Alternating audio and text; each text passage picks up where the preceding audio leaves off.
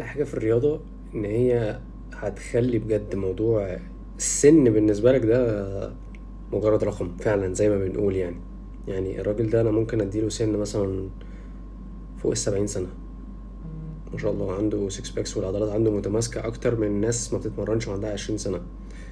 فاي حد بيبعت لي يقول لي انا 30 سنه، انا 40 سنه، عد راحت عليا كده خلاص. الاثبات اهو، راجل عنده فوق ال70 سنة بس ما شاء الله يعني. كفاية بس الالتزام بتاعه وشكل العضلات بتاعته حاجة بجد يعني فخر.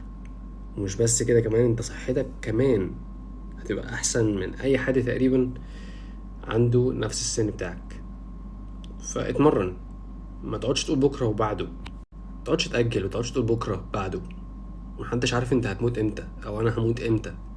ممكن تقعد تقول بكرة بعده ما يجيش عليك بكرة.